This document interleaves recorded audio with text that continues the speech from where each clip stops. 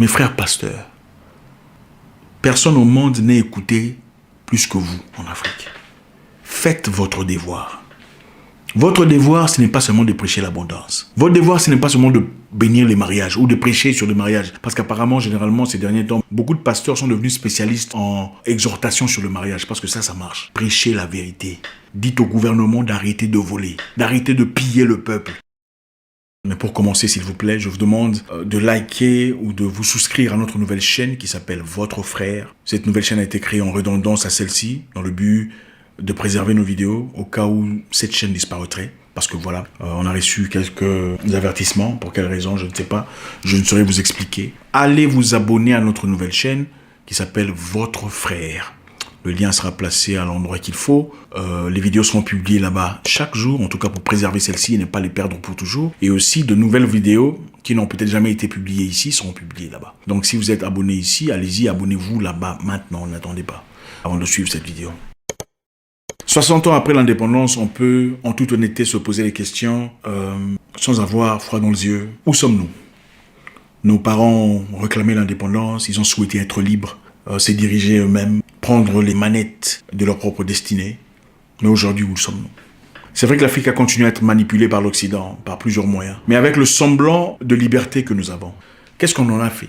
Qu'avons-nous construit pour l'Afrique? L'amour fraternel qu'on avait autrefois avant l'arrivée de la démocratie, avant l'arrivée de la modernité, avant l'arrivée du courant, de la télévision et tout le bazar. Les frères ne dormaient jamais affamés pendant qu'il y avait de quoi manger pour tout le monde. Où est parti cet amour?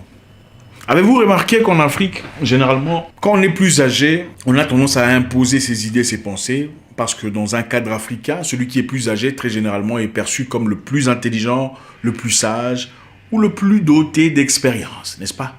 Le plus expérimenté. Donc, généralement, au lieu d'écouter l'opinion de tout le monde, on a tendance à prioriser l'opinion de plus âgés, parce qu'on s'attend à ce qu'il soit beaucoup plus expérimenté, qu'il y ait beaucoup plus d'intelligence. Mais qu'est-ce qu'on en voit comme résultat? Ceux qui nous dirigent sont généralement vieux, n'est-ce pas? Ok, mais qu'est-ce que nous avons comme résultat? La pauvreté, la misère, le pillage, la maladie, le manque d'infrastructures, manque d'hôpitaux. Oubliant que les jeunes sont là, ils sont dotés d'une intelligence nouvelle, des capacités de la ferveur, la vigueur, la rigueur, la force de pouvoir s'adapter, de agir et d'échanger les choses. D'abord, je voudrais vous dire que vous n'êtes pas petit. Si vous avez plus de 31 ans, comme j'aime le dire, je pense que l'être humain grandit jusqu'à 31 ans. Après 31 ans, ils apprennent généralement à fignoler français, s'ils sont francophones. Ils ne grandissent plus intelligemment dans la tête. Ce n'est que le français qui change, des nouveaux mots qui sont employés. Vous verrez très souvent, je pense que vous le savez, un jeune de 20 ans, 21 ans, mais très mature, très sage, pendant que vous en verrez de 52 qui est bête comme un dindon, n'est-ce pas? L'une des raisons pour laquelle l'Afrique n'avance pas, c'est l'amour démesuré de l'argent. Les gens aiment l'argent plus qu'ils n'aiment n'importe quoi. Les gens sont prêts à sacrifier leur nation pour l'argent. En République démocratique du Congo existe un groupe de personnes qui reçoivent de l'argent pour créer des rébellions contre leur propre peuple. Usant ainsi de cet argent pour voir sortir de terre des buildings, des immeubles, des établissements à leur nom. Donc le pays va bien du moment qu'il sirote du champagne. Pendant qu'à l'autre bout du pays, à l'autre côté du pays, il y a des gens qui périssent chaque jour. Massacrés, tués, abattus, à bout portant pour leur intérêt. Mais nous sommes là, Africains, généralement, à pleurnicher, à accuser l'Occident. L'Occident a fait ceci, l'Occident veut nos terres, l'Occident veut notre sous-sol, l'Occident manipule nos leaders. Est-il possible d'être combattu de l'extérieur si vous n'êtes pas souffrant de l'intérieur? C'est impossible. Pour qu'un groupe de personnes étrangères viennent et abattent votre structure, il doit y avoir des failles intérieures déjà. La vie ne tourne pas simplement autour de l'argent, des gains personnels. Regardez dans nos bureaux, pour avoir un emploi, il faut le dire, les jeunes filles doivent se prostituer. Pour la plupart des cas, si elle ne se prostitue pas ou si elle ne donne pas de sa chair, immédiatement, au moins, quelque temps après avoir été engagée, on lui réclame cela, n'est-ce pas? N'est-ce pas? Ne le saviez-vous pas? Qui sont ces personnes? Ce sont des personnes qu'on respecte, des personnes qui nous ont vu grandir généralement. La plupart de femmes qui sont épargnées sont celles qui travaillent dans un bureau d'un oncle ou dans un bureau d'une personne proche de la famille.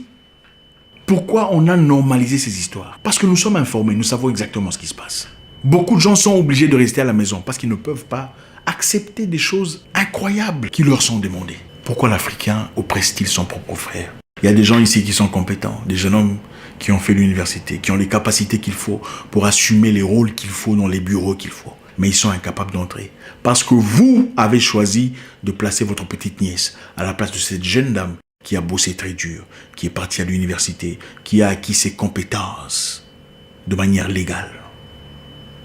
C'est comme ça que vous servez Dieu. Oui, parce que la plupart d'Africains prient. Vous priez tous. Tout le monde connaît Nzambi, Dieu ou Allah. Tout le monde. Mais la mentalité ne change pas. Le cœur ne change pas. La noirceur d'esprit ne change pas. Pourquoi vous engagez vos frères au lieu d'engager les gens compétents? Vous pensez que les Blancs n'engagent pas leurs frères? Mais avant d'engager leurs frères, ils engagent d'abord les gens qui sont capables d'assumer le rôle qu'il faut. Vous placez un avocat dans une position d'ingénieur et vous êtes choqué de voir que les choses ne fonctionnent pas. Mais vous priez quand même. Regardez dans nos pays ici comment les gens souffrent, vivent dans la misère, dans des difficultés. Mais à côté, vous voyez sortir de terre des buildings, des gratte-ciels incroyables, des appartements, des villas. D'où sortent-ils cet argent? D'où sortez-vous cet argent où vous faites des constructions incessables, des constructions incessantes? D'où sortez-vous cet argent? L'argent est vraiment légal. Vous pouvez dire en toute honnêteté que votre argent est pur. Et ce qui me fait rire, c'est que les mêmes personnes vont à l'église pour donner des dîmes.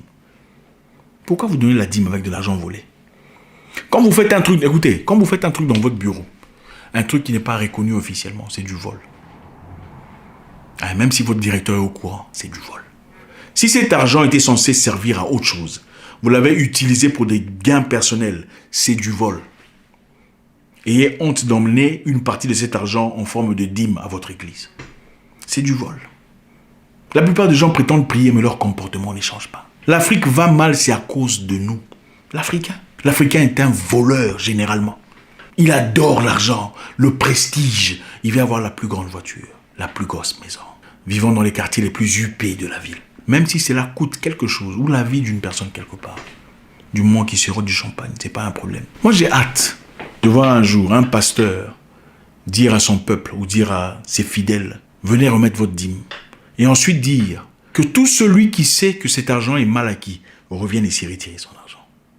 J'ai hâte de voir ça. J'ai hâte de voir une personne assez digne, un homme de Dieu assez digne d'être appelé homme de Dieu, dire cela à son peuple. Les Africains généralement vont chercher ce qu'on appelle l'éducation civique à l'église. Et beaucoup ne comprennent pas l'importance des paroles que sortent de la bouche des pasteurs vers la population générale. Et je pense que les pasteurs ont un rôle très important à jouer dans la destination de ce continent. C'est vous qui parlez au peuple.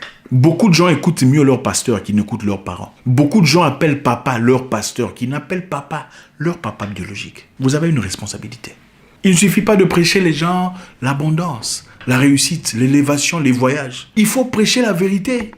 Il faut dire au directeur d'arrêter de voler pour rouler dans la Mercedes ou dans la Range Rover pendant qu'il y a un peuple qui meurt, qui souffre parce qu'ils n'ont pas accessibilité à l'argent qu'il est en train de piller. Il faut dire à ces politiciens qui viennent, ces politiciens que vous mettez au premier rang dans votre église, d'arrêter de paupériser le peuple. Comme le faisait, je crois, Nathan pour David, si je ne me trompe pas. Le plus grand démon de l'Afrique, c'est l'amour démesuré de l'argent. Vous allez quelque part, j'ai vu en République démocratique du Congo, vous voyez un terrain que vous voulez acheter par exemple. On vous dit le terrain coûte 50 000 $ par exemple. Vous revenez le lendemain avec l'argent. On vous dit non, ce n'était pas 50 000 $. Ici, c'est 50 000 $. Là aussi, c'est 50 000 $. Là-bas aussi, c'est 50 000 $. Mais attendez, vous aviez dit 50 000 $. Maintenant, vous voyez l'argent, vous commencez, ici, c'est 50 000. Ici aussi, c'est 50 000. Parlons même de 2000. Beaucoup de gens vivent ça. Ils vont acheter une petite situation. L'argent qu'on dit précédemment, c'est pas l'argent qu'on dit à la finalité. Tout le monde cherche par un moyen illicite de voler, de tirer, de soutirer. Les gens ne vous aident plus pour rien. Même pour vous montrer, ok, je t'accompagne pour voir comment acheter des biberons pour ton enfant. Ils veulent que tu leur donnes quelque chose. Comment en sommes-nous arrivés là? Ou pour fournir les choses les plus élémentaires à son frère. Nous avons une responsabilité. Mes frères pasteurs, personne au monde n'est écouté plus que vous en Afrique. Faites votre devoir.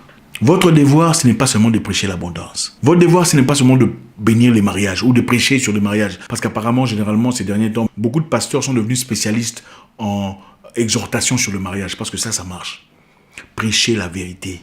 Dites au gouvernement d'arrêter de voler, d'arrêter de piller le peuple. Un philosophe disait que la démocratie n'est pas pour tout le monde.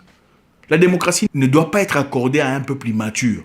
Parce que quand le peuple est immature, il se sert de la démocratie pour créer de l'anarchie. Ils pensent qu'ils peuvent faire tout et n'importe quoi au nom de la démocratie. Il faut éduquer les gens. Prendre place au pouvoir n'est pas une opportunité de piller, de voler. Comment ne pouvons-nous pas voler en améliorant ou améliorer en volant? Quand on a une opportunité, on vole. Les gens qui sont riches sont des gens qui ne sont pas nécessairement les plus intelligents. Comment avez-vous soudainement construit des immeubles? D'où tenez-vous cet argent?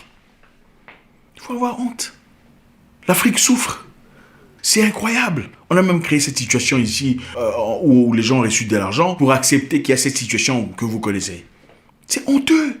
Où sont les investissements que vous faites vers vos propres hommes des sciences, vos propres médecins, vos propres chercheurs? On sera toujours là en train d'attendre que les solutions viennent d'ailleurs, pendant que nous avons tout ce qu'il faut dans nos terres. Mais nous sommes toujours en train de chialer, de pleurnicher comme des enfants. Africains, la vie ne tourne pas autour des richesses, des maisons, d'accumulation de biens. Ce n'est pas ça la raison pour laquelle tu es là. Tu as un rôle important à jouer. Que dira l'histoire sur toi après ton départ? Arrêtez d'engager les gens que vous connaissez, seulement parce que vous les connaissez. Engagez des gens aptes, des gens capables, des gens doués, des gens équipés, expérimentés, les gens qu'il faut. N'aimez pas seulement ceux qui font partie. Vous savez, avant de prétendre aimer Dieu, il faut être honnête. Aimer Dieu, ce n'est pas crier « Ah, Seigneur, Seigneur », tout ça, du bruit et parler en langue. Ce n'est pas ça, aimer Dieu. Aimer Dieu, ce n'est pas aller à l'église du 1er au 30, faire des jeûnes et prières de 45 jours sans boire, sans manger, sans avaler la salive. Ce n'est pas ça, aimer Dieu. Pendant que vous haïssez vos frères, pendant que vous détestez vos semblables. Ce n'est pas ça, aimer. Ça, c'est de l'hypocrisie, du pharisianisme. Aimer Dieu, c'est accuser son cousin qui est en train de voler l'argent du contribuable. Là, vous commencez à aimer Dieu. Même si c'est votre frère. Du moment qu'il profite des fonds qui ne lui appartiennent pas. Des fonds censés bénéficier aux malades à l'hôpital. Quand vous l'accusez, là, vous aimez Dieu. Aimer Dieu, ce n'est pas aller dimanche pour aller crier, faire du bruit. C'est du bruit. Aimer Dieu, c'est dans des petites actions, dans des actes, dans des œuvres. Aimer Dieu, c'est comprendre que vous n'êtes pas là pour voler. Vous êtes là pour avancer. Si vous vivez dans une situation où votre mari rapporte beaucoup d'argent à la maison pour construire des maisons, construire votre établissement, de l'argent qui ne lui appartient pas, vous faites partie du problème. Si vos proches vivent dans l'abondance, roulent carrosse, pendant qu'il n'y a pas d'hôpitaux, pendant que les enfants meurent très jeunes, pendant qu'il n'y a pas des bénéfices que pourrait avoir toute une nation, vous faites partie du problème. Ce ne sont pas les Blancs. C'est vous qui faites partie du problème. Dénoncez ceux qui font du mal. Si vous faites des coopérations ou des arrangements illicites dans votre bureau, vous demandez de l'argent là où on ne demande pas de l'argent. Parce que généralement, quand quelqu'un vient dans un bureau pour introduire son dossier, aujourd'hui, malheureusement, dans certains pays que je t'ai de citer, vous venez voir le directeur qui vous a fait rendez-vous, on vous bloque à la porte, espérant que vous sortiez quelque chose pour avancer votre dossier. Vous faites partie du problème. Et si vous priez, il faut arrêter de prier. Parce que vous ne priez pas. Vous priez qui? C'est quel Dieu qui écoute des bêtises venant d'une personne pareille? Le problème de l'Afrique, ce n'est pas l'Europe ou l'Amérique. En tout cas, en plus de ceux-là, le problème, c'est nous. Le plus grand ennemi du noir, c'est l'homme noir. Comment pouvons-nous combattre un ennemi étranger si nous sommes nos propres oppresseurs? On se sert de nous. On se sert de nous pour nous oppresser, pour nous opprimer. On se sert de nous pour nous ramener à l'esclavage. Combien de pays ont reçu de l'argent venant de ces gens-là pour nous placer dans cette situation dans laquelle nous sommes aujourd'hui? On a reçu de l'argent, ça n'a pas été gratuit, n'est-ce pas? Ça n'a pas été gratuit. Cet argent, qu'est-ce qu'on en fait? L'argent pour combattre le truc là. Est-ce qu'on s'en sert pour vraiment combattre ce truc là ou on s'en sert pour construire des villas, pour investir en Europe, pour envoyer de l'argent à Singapour? Qui est l'ennemi de l'Afrique? Ça fait mal. Nous vivons dans l'hypocrisie, dans le mensonge. Par contre, on ne veut pas voir les autres évoluer, s'améliorer, surtout quand ils font des choses de manière droite. Quand ils sont dans la droiture, dans la propriété mentale. On n'aime pas ça. Là, on commence à trouver des excuses, des mensonges, des histoires pour inculper ces personnes. Pourquoi on ne soutient pas les gens qui se battent normalement pour avancer dans la vie? Pourquoi on acclame des voleurs? On chante des voleurs dans des chansons parce qu'ils sont riches après avoir volé l'argent du pays. Pourquoi on fait ça? Il faut arrêter ça. Vous faites partie du problème. Parce que quand vous chantez ces gens-là, espérant qu'on vous donne un bol de riz ou un petit quelque chose quelque part, qu'est-ce que vous pensez se passe dans la tête de tout le monde? Tout le monde essaie de trouver de l'argent, même de manière illicite, pour être chanté par vous. Le problème de l'Africain, c'est vous. Le problème de l'Afrique, c'est vous. Ce n'est pas l'Europe. Les solutions sont ici. On peut trouver des solutions ici sur place. Arrêtons d'aduler, d'idolâtrer ces personnes voleuses, ces manipulateurs, ces destructeurs de nos nations. On a besoin d'une nouvelle génération, une génération forte. Des gens qui sont dévoués à l'Afrique, des gens qui aiment la nation. Il y a des pays ici où la nation n'existe plus. Chacun vend une partie de la nation à des étrangers pour son bénéfice personnel. On aide les étrangers, les Libanais, les Pakistanais vivent en abondance en Afrique. Pendant que quand un Africain essaie de s'élever, tout le monde se lève pour l'abattre. Tout le monde se lève pour le discréditer. Ah, d'ailleurs, il n'est pas tout ça. D'ailleurs, il n'a pas autant d'argent. D'ailleurs, il prétend être ce qu'il n'est pas. Mais on ne fait pas autant pour les Libanais, les Pakistanais. Quand un Noir essaie d'ouvrir une boutique, tout le monde vient pour critiquer. Ah, c'est bien, mais je n'aime pas la couleur. Ah, c'est bien, mais elle est chère. Ah, c'est bien, mais patati et patata. Pourquoi on ne fait pas ça quand vous allez chez les Libanais, les Pakistanais ou les Français en Afrique? Pourquoi ne sont-ils pas soumis aux mêmes histoires, mêmes rigueurs? Pourquoi? Pourquoi quand c'est un Africain qui fait son établissement, on veut équilibrer, on veut estimer, est-ce qu'il est gentil, est-ce qu'il est sympa, est-ce qu'il salue les gens? Quand vous allez chez les Blancs, on ne vous salue pas, vous vous plaignez. Vous ne vous plaignez pas. L'ennemi de l'Africain, c'est qui? Aurions-nous un continent incapable d'être géré par nous?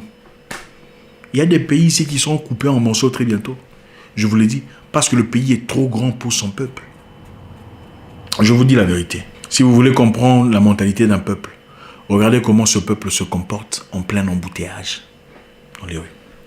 Comment il se comporte dans l'embouteillage? C'est la mentalité du peuple. Parce que leur façon de se comporter pendant l'embouteillage, vous le retrouverez dans les bureaux. La même mentalité. De bloquer celui-ci pour que toi tu avances. De bloquer les autres pour que leur dossier n'avance pas. Vous retrouvez la même mentalité dans les hôpitaux. La même mentalité chez les médecins, chez les pasteurs, dans l'église, la même mentalité. Changeons.